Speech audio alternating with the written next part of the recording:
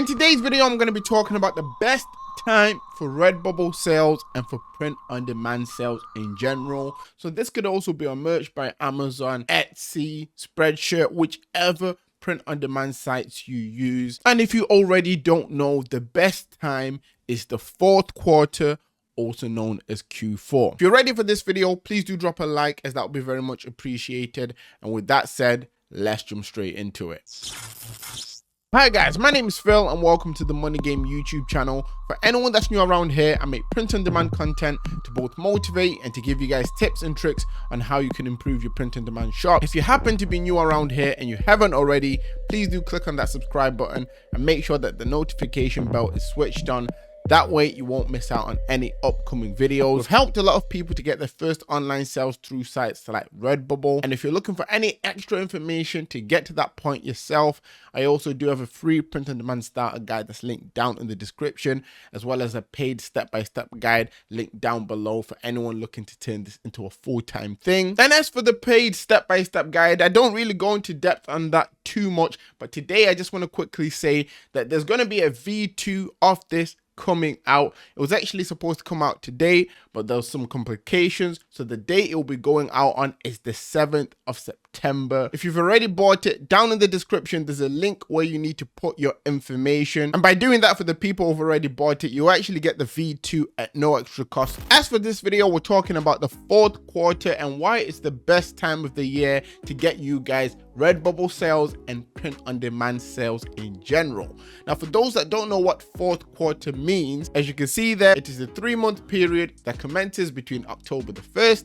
and ends on December the 31st. And within those months, you have holidays like Halloween you can make designs for. You have holidays like Thanksgiving and Christmas that you can make designs for. Now, this isn't just a great time of the year mainly because people are willing to buy more holiday-based designs. It's a great time of year mainly because people are more willing to spend money, whether it's for gifts or whether it's because the sales coming, mainly because in November you have things like Black Friday. Now, for all of you guys watching that are Redbubble sellers, I have a special product I want to speak about. I used to talk about this quite a lot last year, but this time round I've actually got the evidence to back it up as for why you should be using this same product once again this time round, especially if you're trying to get sales. And that product is greetings cards. So I've got some comments here that show you guys that watch the videos that have had a great success through selling greetings cards. And just to start off, we have Min FL at the top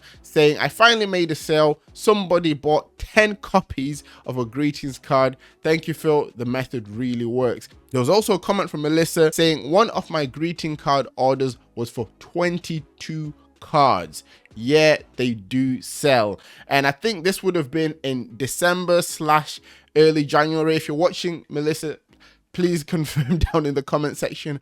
But she got 22 card sales. This is one of the main reasons I really want to make this clear once again in this video, because sometimes when people buy cards, they don't just buy one, they buy quite a lot. There was also a comment from Tina saying, prepared a greeting card design and I put it on various products. I'd opened the shop in November on Redbubble and got my first sale in mid-December, and it was a sweatshirt with that design. So Tina pretty much followed the advice of making a greetings card based design, and it managed to sell on a different product. And this just goes to show, even if you're creating designs for greetings cards, getting prepped for Q4, you can still get sales from other products as long as you're making sure you activate everything. There was Joyce here pretty much saying that I've got 3 sales so far: socks, greetings cards, and a travel mag, showing that within her first 3 sales, one of them is a greetings card. Cade B pretty much saying at the end of their comment that in February they had roughly 133 sales, mostly stickers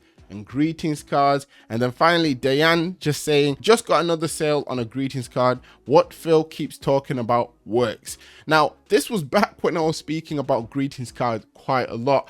Back then I could only tell you guys and show you some of my results of the greetings cards that I was selling, but now I can show you people in exactly the same situations as you that are getting sales from greetings cards. Redbubble isn't the only site that allows you to sell greetings cards. There's many different print-on-demand sites that allow you to do this, but Redbubble is probably one of the best in regards of actually marketing your greetings cards to make sure that they're seen by a broader audience with less effort. And this is shown just by the greetings card section. You can see that they cover different holidays, obviously including, as you can see, Halloween and Christmas, which is in the fourth quarter.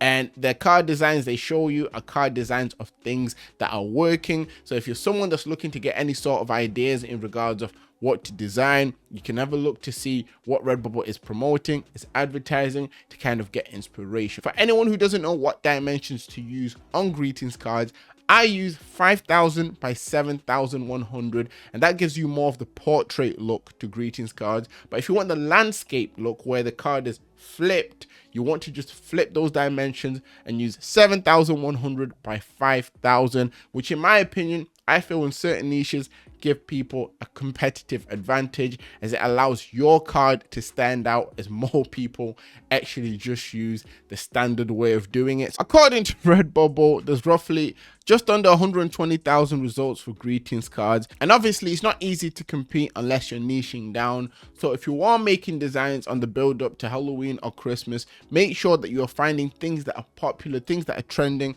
things that a lot of people are looking for to allow you to actually get those sales. For example, if I go into type Christmas, we can see it says driving home for Christmas. I don't know if there's many greetings cards that fall under that niche, and I mean, as we look, you can see there's only 516 results, and looking at the design, they're not using the correct dimensions, which is why you have the white spots here. For those that are using the right dimensions, you can see it fills up the whole card. So you want to be creating cards similar to this. A lot of them are very simple, and I'm pretty sure a lot of you guys watching my videos can make designs that are simple like this. This is just an example of one niche that has low competition when it comes to greetings cards, and this is what you want to be doing if you want to increase your chances of getting sales. And at the end of the day, if you're looking to design cards and to make designs around that kind of niche, you want to be making what people want, and you can do this by looking at trends.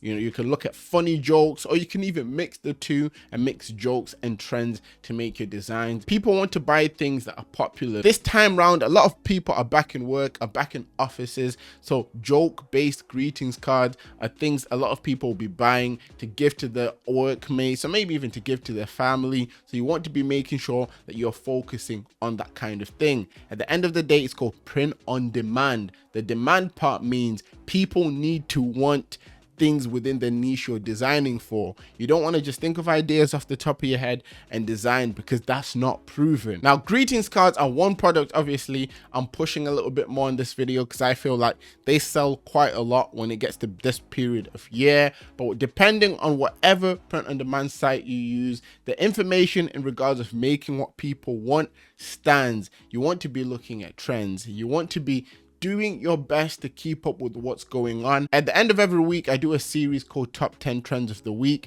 You can watch my videos there where I cover trends. And for now, if you want some Halloween based ideas to make right now, check out this video there. Comment down Q4 if you made it this far, and always remember that everything is rigged in your favor, and manifest success.